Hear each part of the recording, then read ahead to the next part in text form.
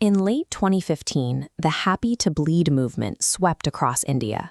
Women took to the streets to protest a strict religious rule, a total ban on menstruating women from entering one of the country's most prominent temples. According to Orthodox Brahmanic traditions, menstruation is categorized as a pollutant. It is viewed as a hot, dangerous state that demands isolation, a period where a woman must withdraw from society and undergo ritual purification before safely interacting with the sacred. This belief finds its ultimate physical expression at the Lord Ayyappan shrine in Sabarimala. The deity is worshipped as an ascetic, and barring women between 9 and 55 is strictly enforced to protect male celibacy and spiritual unity. We find ourselves looking at a deep cultural paradox. Societies that value female fertility and motherhood simultaneously treat the biological process that makes it possible as a source of deep contamination.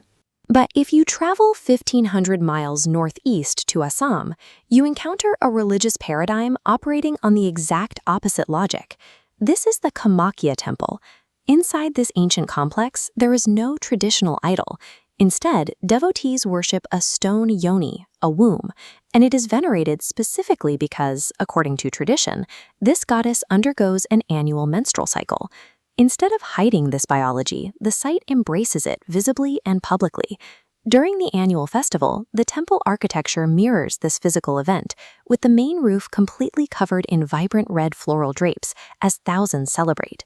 While Orthodox traditions enforce isolation to protect the divine from menstruating women, Kamakhya places menstruation at the very center of divine power.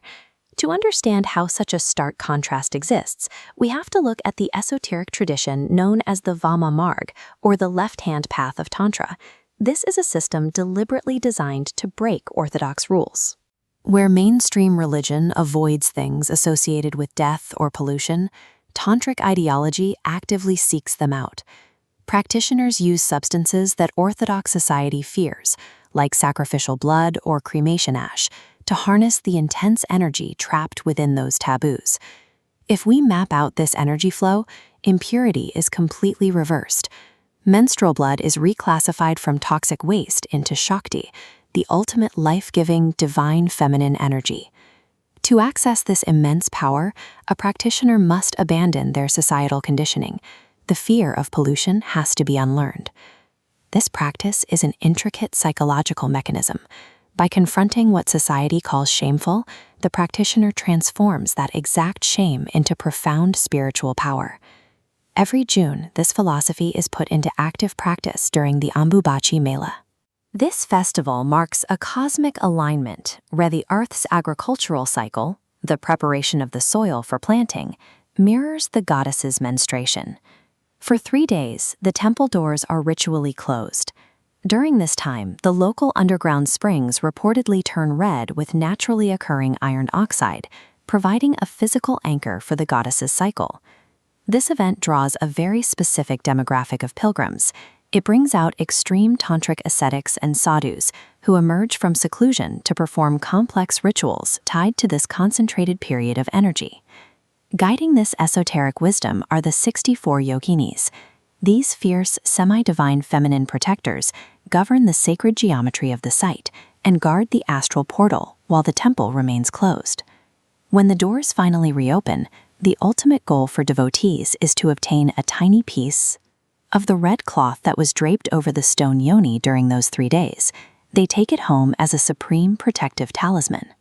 Treating a basic biological reality as a cosmic event completely alters how people interact with it. It generates deep reverence in a space where others might feel revulsion. These two contrasting paths agree on one inescapable fact. Both traditions recognize menstruation as a source of undeniable power. The Ayyappan cult reacts with fear, choosing strict spatial control. Kamakhya reacts with awe, integrating this exact biology into the mechanism for ultimate spiritual liberation. The stark difference between these shrines reveals that ritual impurity is not an objective religious fact. It is a mechanism of societal control over the human body. The Happy to Bleed campaign echoes a much older theological truth. Stripping away the shame around women's bodies today, is, in practice, a reclamation of the core philosophy of the Vama mark.